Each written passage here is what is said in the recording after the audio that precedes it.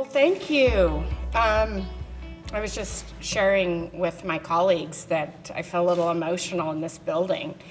We are in the 55th week of battling COVID-19 in our community.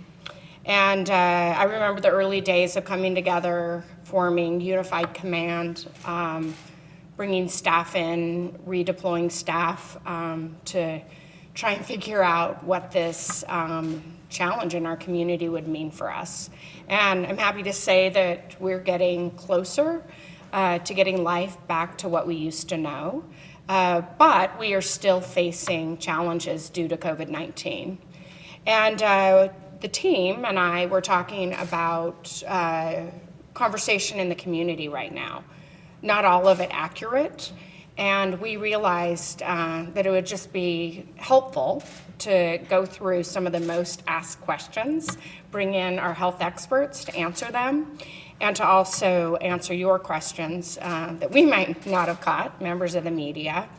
And we had some fun pulling together the top 10. So that's what you're going to get today, the top 10 questions answered by none other than our Executive Director of the Health Department, Gary Edwards. And then I'll come back and take some questions with him. And I want to share with you the really amazing journey that we've gone through as a community. Most of it's been pretty rough. I know many people have lost loved ones. Many people have suffered. We do have COVID long haulers, and we're trying to assess their situation, they with their medical providers, and we as community, friends, and neighbors. We know that our seniors were isolated, many. People lived on the streets at higher rates. And as we heal as a community, I want everyone to know that Salt Lake County will remain committed to life throughout COVID and to life after. We also know there's some risk right now due to variants, and we want to assure the public that our health department team is assessing as we watch cases decline and as we continue to emphasize the importance of mask wearing.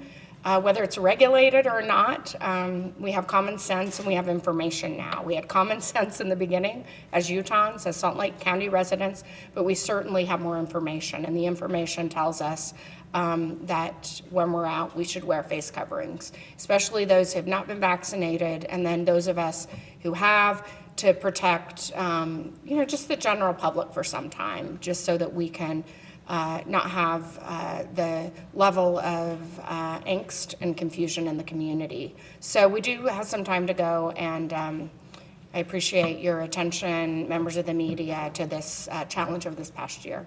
Thank you.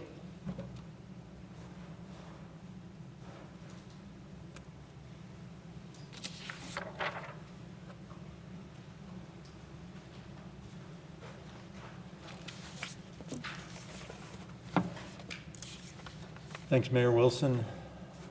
Thank you, media partners, for supporting our efforts. As the mayor said, it has been a long year. We've all, every individual, it's a pandemic. Every individual in the world has felt the impacts of what we've gone through. But we want to bring you up to date with, get so used to wearing my mask, I forget. Bring you up to date with where we stand in Salt Lake County. We've gone from not really knowing what this was we were dealing with to understanding it more. Testing a year ago at this time was just beginning to roll out. Testing has become very robust, and now we're dealing with the vaccination piece. So a lot of progress, a lot of hills and valleys that we've come through as we've navigated COVID-19. Our current cases, and that's what we call over 14 days, 2,236. Our case rate 187 per 100,000 population in Salt Lake County over a 14-day period. Wasn't too many months ago when we were 10 times that amount. So good progress has been made since the holidays. Our positivity rate, and this one is looking at test over test, is 4.1. And we continue to see the positivity rate decline. And obviously something that is very encouraging. We unfortunately have had 811 Salt Lake County residents pass away as a result of COVID-19 over the past year. We believe that the measures that we have implemented have helped keep that number down, but we are saddened by the loss of each one of those 811 fellow residents. We currently have 113 hospitalizations in Salt Lake County, and our ICU utilization statewide is 10.8%. That's come down significantly. During the peak in November, the ICU utilization, as you remember, ICU utilization across the entire state approached 100%. And so the COVID ICU utilization, just looking at those in ICU with COVID, now at 10.8%. So we're making good progress. The efforts that have been put in place and the individual efforts of the residents of Salt Lake County and the residents of Utah are paying off. Our cases have dropped 79% since January.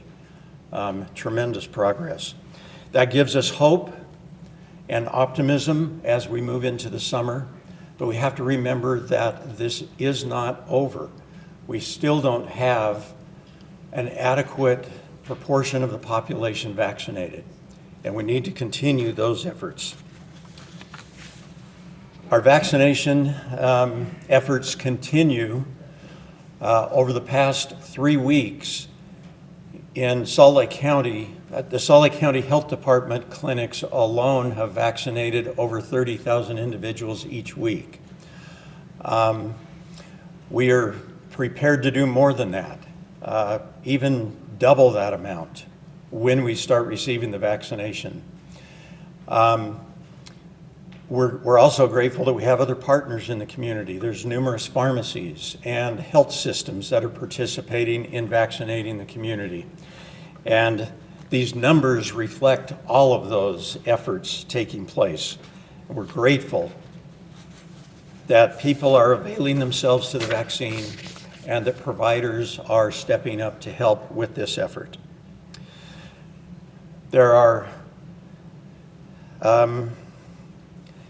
well, first let me say that just since Monday, as you know, the governor announced last week that all individuals 16 and over are now eligible for a vaccination.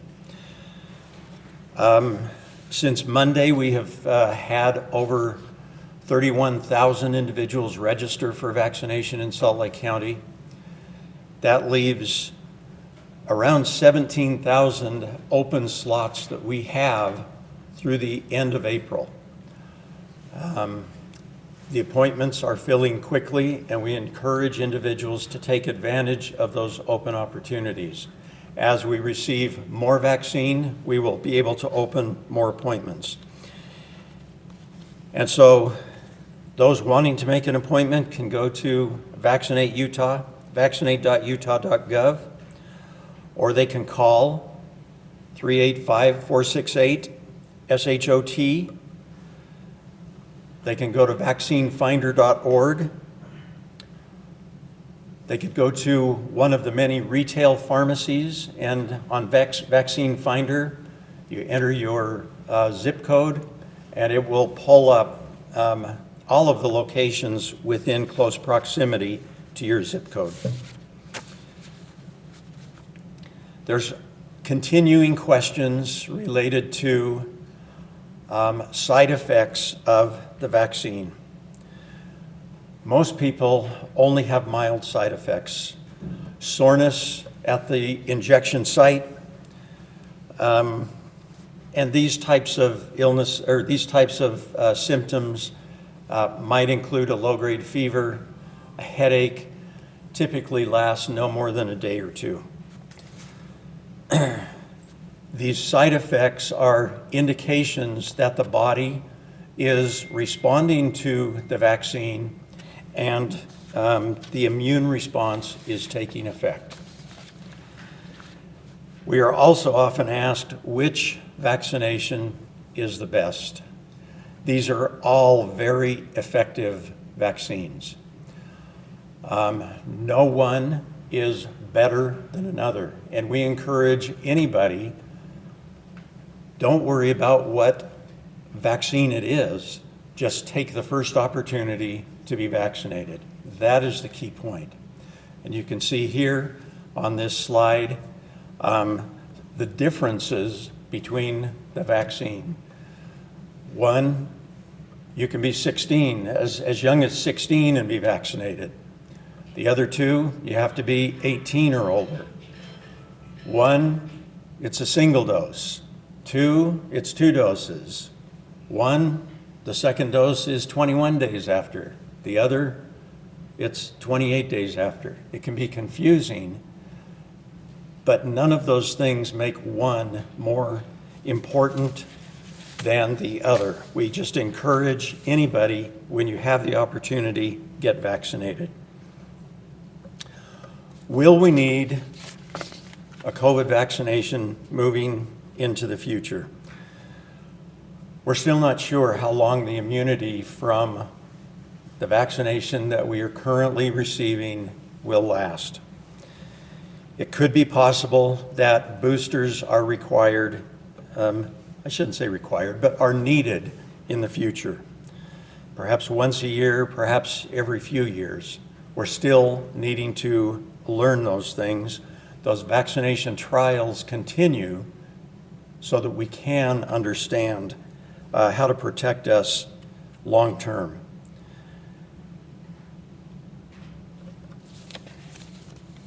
Are the vaccinations effective against the variants? There are numerous variants.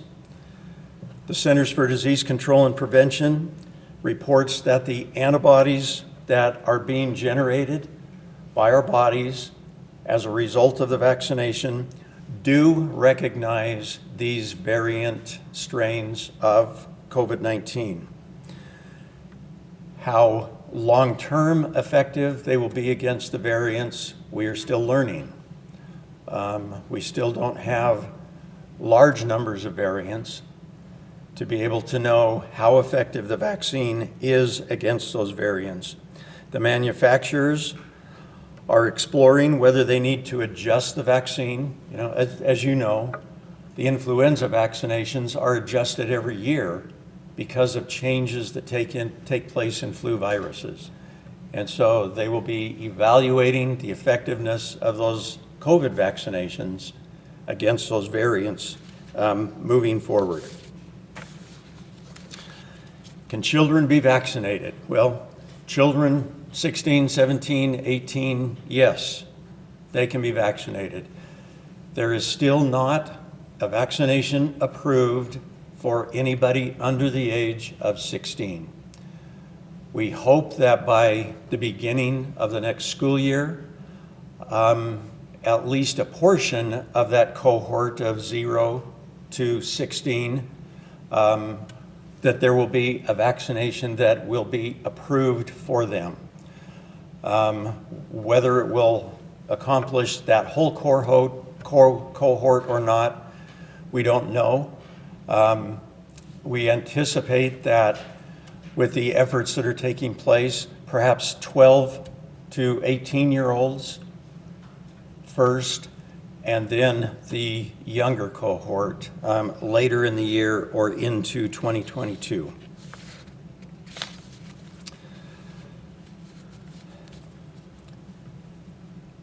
Now the question about masks and vaccination. You know, a vaccine that is 95% effective is really good, but it's still not 100%. The mask continues to give added protection. And we still don't know, and we're not going to know as we are out and about who has been vaccinated and who has not been vaccinated. And what are the reasons that an individual is not vaccinated? There could be health reasons why they are not able to be vaccinated. And so we need to be sensitive to that and respectful of other individuals. It will take still some time for enough people in our community to be fully vaccinated. So we need to continue precautions as long as we can. And so we encourage continuing the use of masks when we're not able to social distance. Now, a lot of things are being done to reach our minority, our underserved, our diverse populations. We have used we've used some of the federal money that has come to us, excuse me, to hire individuals that are known as community health workers. And these are individuals who are part of various communities. And they live in those communities. And they are trusted within those communities.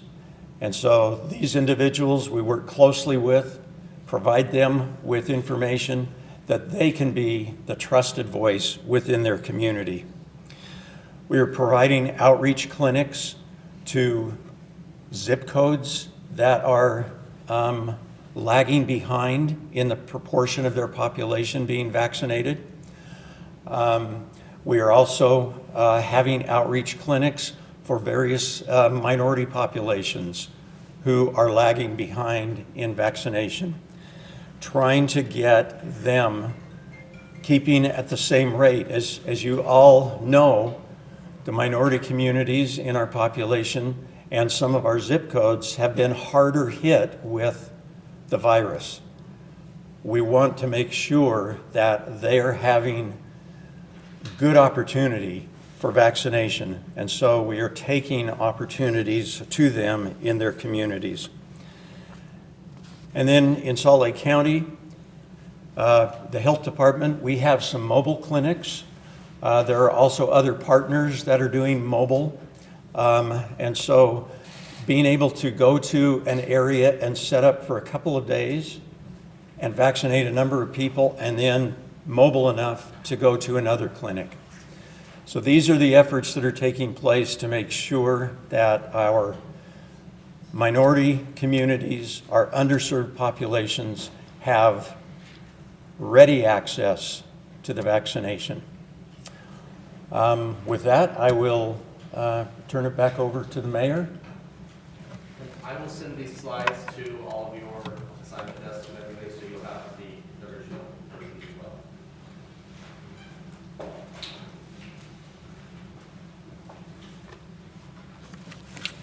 Thank you, Gary, and thank you for your team's leadership over these past 55 weeks.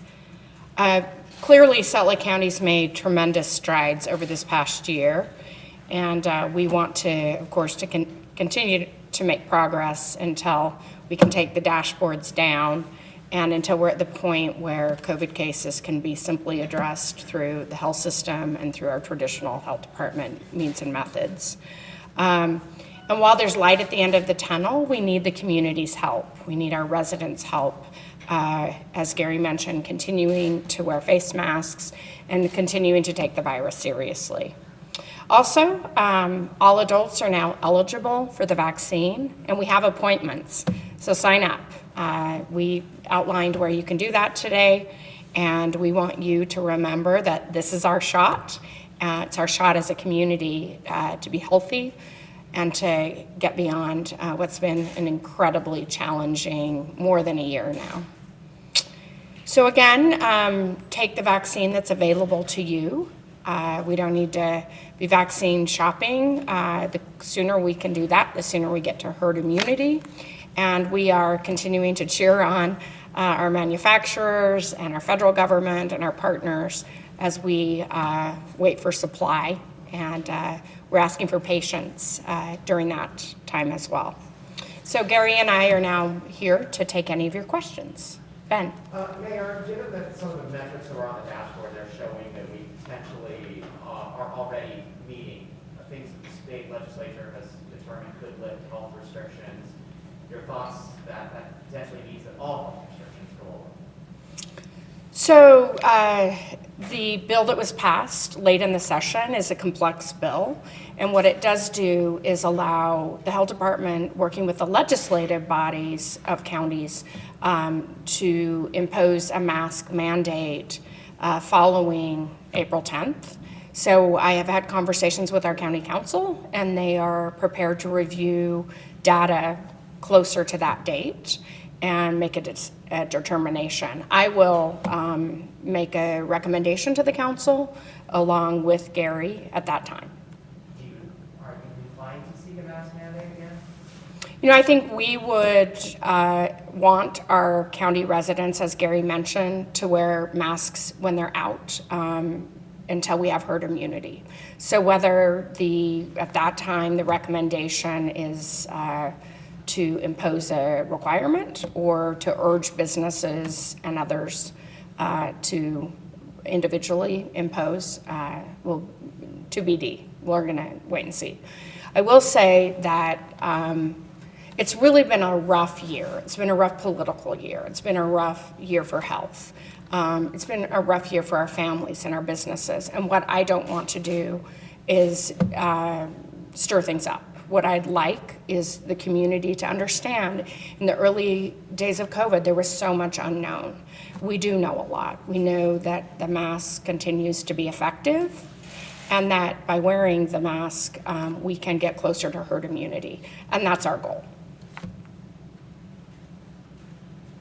Mayor, right now there's a lot of enthusiasm for signing up and getting those vaccination appointments.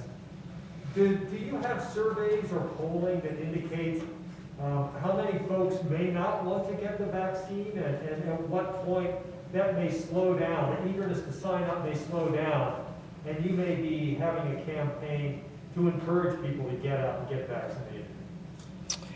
Well, we do have a campaign to encourage people to get out and take advantage of the opportunity to get us all back to health in the community. I will say that we've measured, not formally, but we have been measuring the interest in the community, and it's been incredibly high.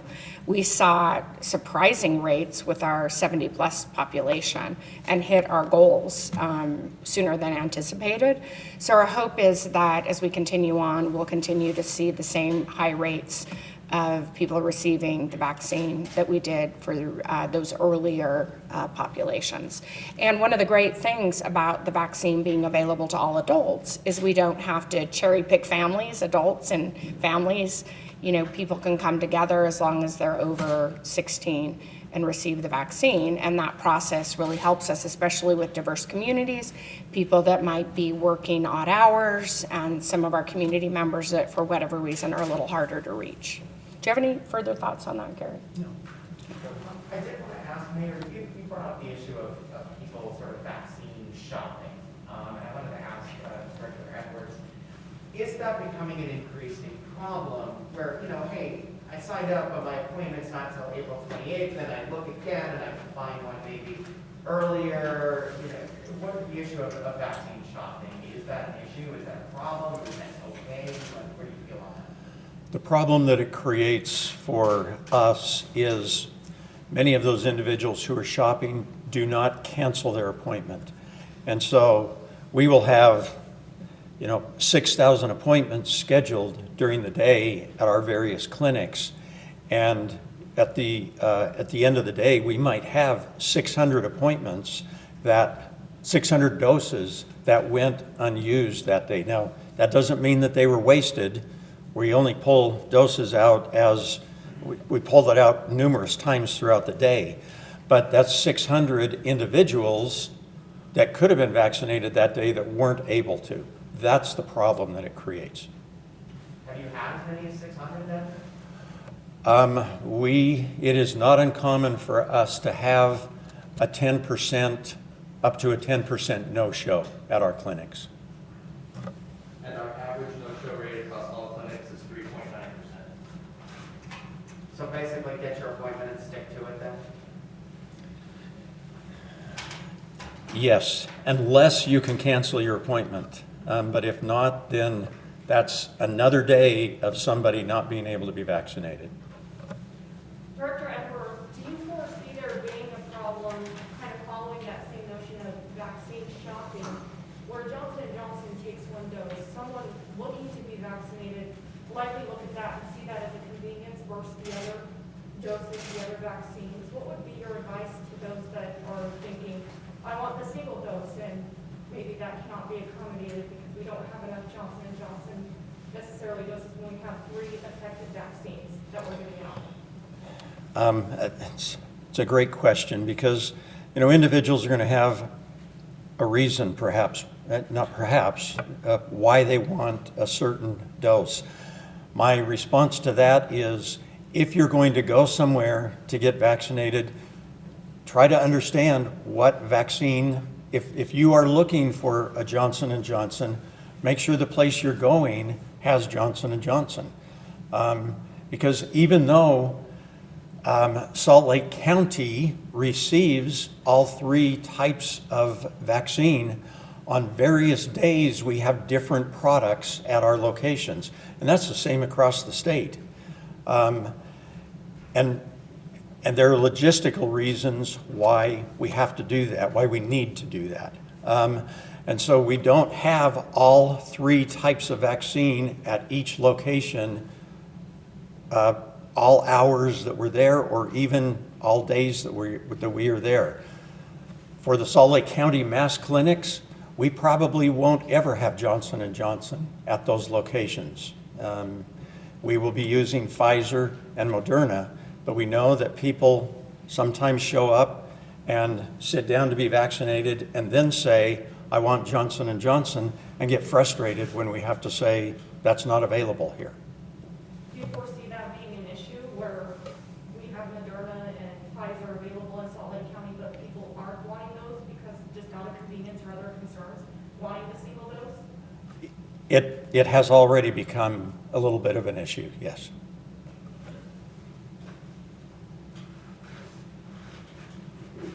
Okay. Well, thanks, everybody. Thank I you. appreciate it. Thank you, Mayor.